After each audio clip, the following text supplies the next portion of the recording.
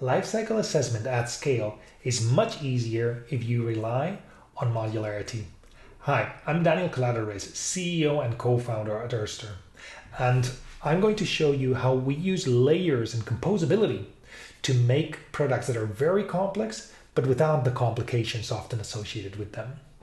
Here I have a set of examples that I've pre-generated, and by the way, this example is going to be within the electronics industry, and I'm going to show you how those modules connect with each other there.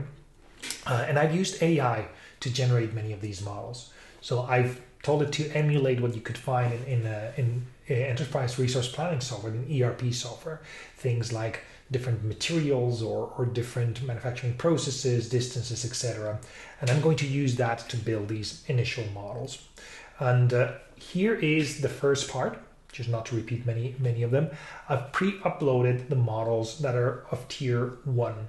What do we mean with that? Let me open this table for a moment.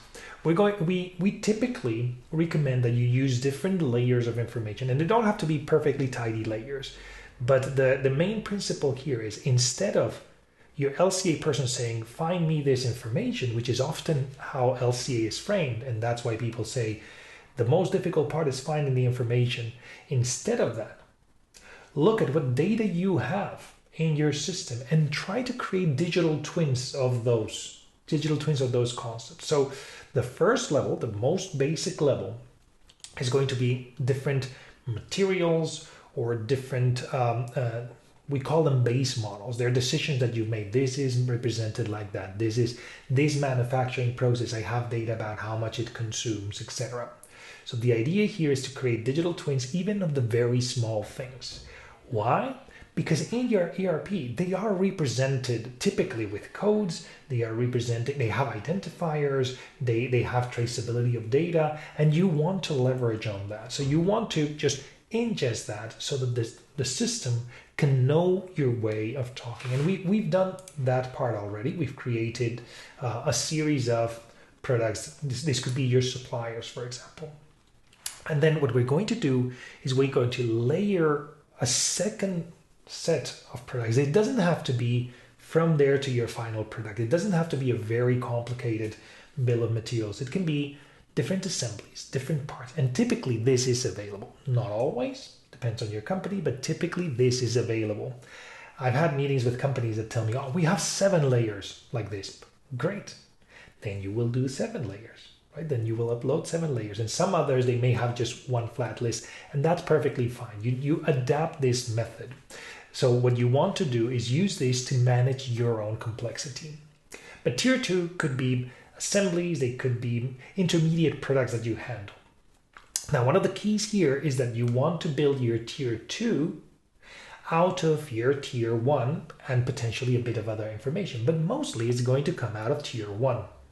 Right? So you've defined your tier 1 as the base information that you use, and then this tier 2 is just different ways in which that information gets combined. So there will be a little bit less information than from tier 1, or as much, but because you have many combinations.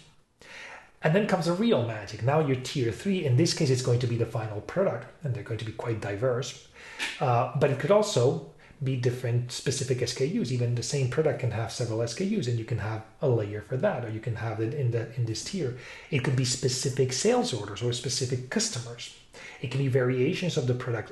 Sky's the limit, right? So you can import as much information as is identified somewhere in your system. And typically, the information here is going to come out of tier 2 models mostly, with a little bit of tier 1 and maybe some other stuff, but mostly it's going to come out of the previous ones. And what we're going to focus on this video is on this tier loading, this tier 2 and this tier 3, because it's very easy and people are often intimidated by it. So we have tier 1. I'm going to switch to another workspace for simplicity to keep things encapsulated. And if you haven't seen a video of how to upload information at scale in Erster, I suggest that you pause this video and look for our 101 that shows how to do this, and it stops a little bit more. I'm going to go very fast in that space, in that regard. But basically, I go to generate from file, and this is going to be files that are bill of material type of files. the same that you can very often extract from the ERP or adjust a little bit. And here's our tier 2. Now, one of the magical things, very often when you upload information, those of you that have been there and have experience, you'll know that you need to map it to something. You need to connect it to something. But the beauty here is that it says, I know everything I need to know. Now, how is that? It's because tier 2 mostly connects to tier 1. So because of that, because we're using the same nomenclature, we're using the same identifiers, tier 2 doesn't require me to go in there and say, well, when I say this, I mean this. No, we're using very specific naming, very specific identifiers, because it's a digital twin. It's something that you already have in your system. And you see here in a few seconds, I have a series of sub-assemblies that I can then reuse. And each one of them are tier 1. Most of them are tier 1. Now, I'm going to, for my own sake, you see that I have all 50 of them. And for my own sake, I'm going to create releases for everything. What is a release? A release is a snapshot in time. In case later I would come and modify these, I have full traceability of what has changed where. And I'm saying that this is a milestone. This is when I first loaded it. And I'm going to say, let's load tier 3. Normally I would do this in a separate workspace, but for the sake of the demo, I'll show it here. I go to tier 3, and even more so, this one doesn't need mapping. Even though it's very complex bills of materials, because I'm using internal nomenclature, this one doesn't need any mapping. So it's going to generate them. These are bigger models, so it might take a few extra seconds, but you see that the 50 were generated in a moment. And here I have all my products, and if I open it, you see that I have cradle to grave results, and if I go here, you'll see that I have mostly the different sub-assembly or the different assemblies. And if I went into any of these, then I could find the different models for those. So these are models that are potentially very complex. I can go all the way to the end. But those models, it doesn't mean that in order to maintain those models, I need to maintain every single list of the 1,000 pieces that this might have.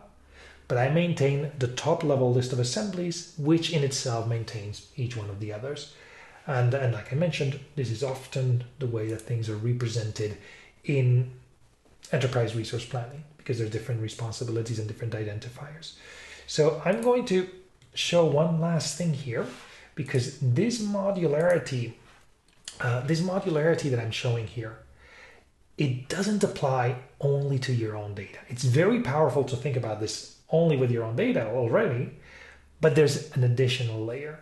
It's like in Erster, every single one of these inputs is connected to something, right? So here, for example, I can say the housing, it's connected to the assembly, so I can see what the assembly is here, but the steel sheet is connected as well to something. And at that point, in this case in particular, because I know it, it's connected to background data. But now, that doesn't have to be background data. That can be directly your supplier's information. So let me click for a second time, and I'll be able to edit things here. And I'm going to add new, and you'll see that if my supplier has shared something with me, these two cases are cases of suppliers that have indeed, then I can add that information. And now I have, in this case, it's a bit of a weird example. I've added a micro unit of this. So somebody's supplying me most of the product. I'm added inside, and probably I would have to delete the things that are no longer necessary. And the interesting part of this is that this data comes straight from my supplier, comes straight from my supplier's account. So that means that if they've shared everything with me, I can say, well, explore, and I can have an educated discussion about what things they may think about decarbonizing. But if the supplier has said, well, you know what, I only want to share the impacts with them. Whatever they're calculating with, they can use the impacts, but they can't look into my model. Then that will be a secret, and that's also possible.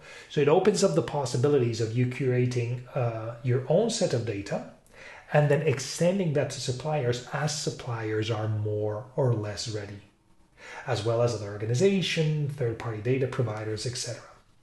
So this is how you can have hundreds, thousands, even tens of thousands of inputs in a given product and not have to maintain many models with those levels of inputs, because at the end of the day, you have data that's structured, and if you mimic that in your LCA, you end up with the LCA results that are tightly connected with your base data. That means it's easier to maintain and things don't get out of hand. So I hope this video was insightful. Thank you very much for watching. If you want to watch more things about Erster, you can check out our YouTube channel. We have many videos about LCA at scale, about usability in LCA, and about how to learn how to do LCAs and how to take over the supply chains. And reach out to us if you have any questions, and I hope you have a fantastic day and that we speak soon.